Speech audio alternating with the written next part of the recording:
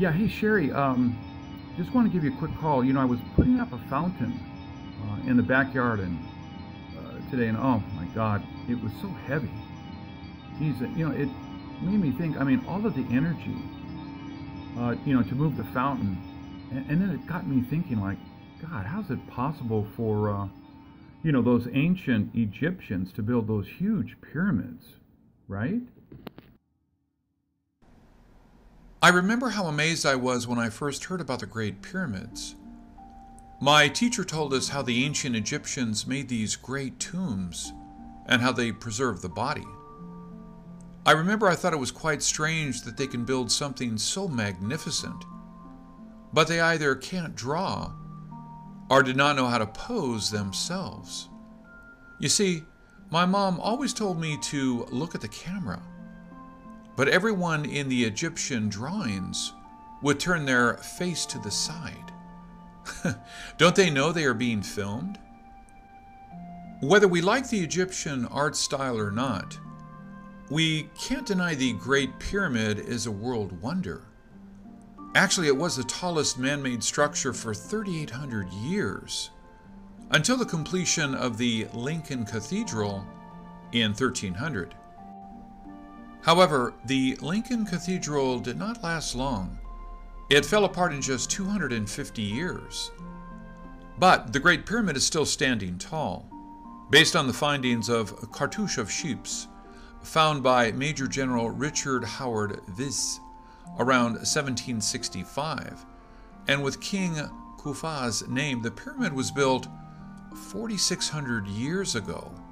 Wow, isn't that amazing? What's even more amazing was how quickly that structure was put together. Scientists thought it took only 10 to 20 years to build that. Do you know that the Great Pyramid is 455 feet tall, even after thousands of years of erosion? It is 756 feet long on each side, with a mass of 5.9 million tons, and it is 88 million cubic feet in volume. Do you know how big it is? Of course not. Do you think the ancient Egyptians could build that? I can't say no, because the Great Wall of China used 100 million tons of stones. But that is adding all sections together and built over 1,000 years of time. And although the 7th century Chinese Great Wall was built over a 20-year period, 1 million men were sent to build the wall. And the Great Wall we see today was built over 200 years, starting in the 16th century. And let's face it, anyone can build a wall, but who can build a pyramid?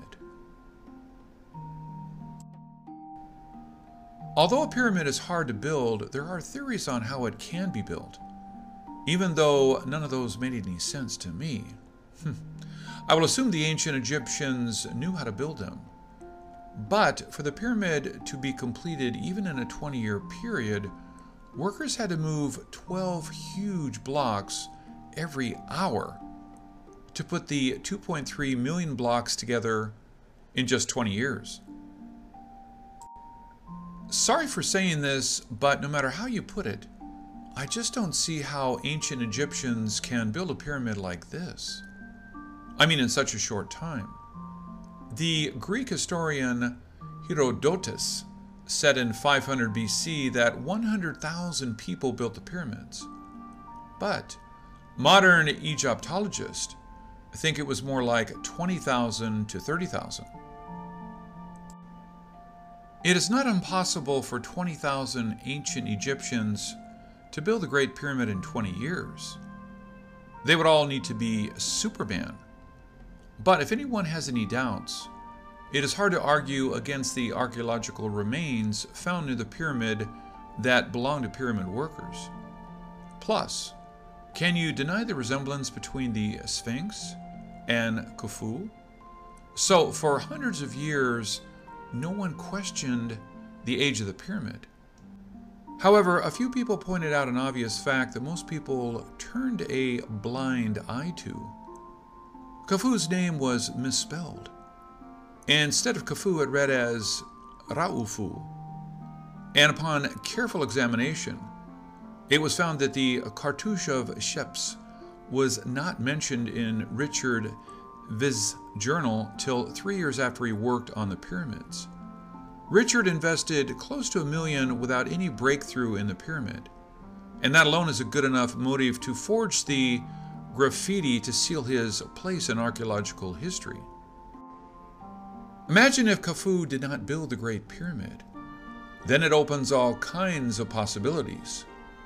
Even though circumstantial evidence casts a lot of doubts on the forged theory, it is a theory almost impossible to prove.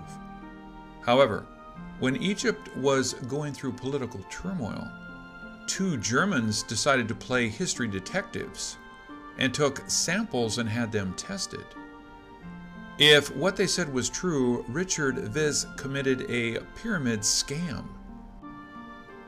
The 2 German students secretly scraped off a piece of the cartouche's paint, bringing it back to Dresden for testing. Though the sample was too small for carbon dating, it was big enough to show the pigment was not painted on the original limestone but on plaster. See, we have been fooled all along. If the Great Pyramid was not built by Pharaoh Khufu, who built it? The Sphinx may be much older than we think. There are weather patterns showing water erosion on the enclosure walls of the Sphinx. Water? Giza is in the middle of the Sahara Desert, and erosion takes many years to happen. So the Sphinx and the pyramid may have been built tens of thousands of years ago, prior to any human civilization, and by other occupants of Earth. The Sphinx water erosion hypothesis took me to research when did the Sahara turn from green to dust, and that led me to another unsolved and unknown mystery. The Sahara used to be green as recently as 5 to 10,000 years ago. Then, suddenly, scientists say in 100 to 200 years, it became a huge desert? It is hard to imagine Earth's largest desert was formed in just 100 to 200 years.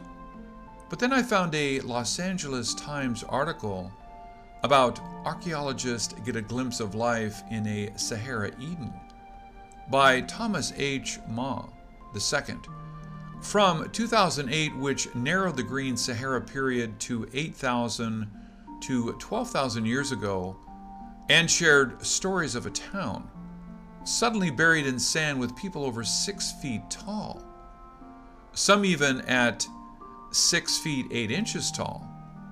Could they be the prehistorical giants? Are they the ones mentioned in the Bible? Is this another proof of a doomed civilization before us? Until recent years, there has only been one source of information, the information we are allowed to see.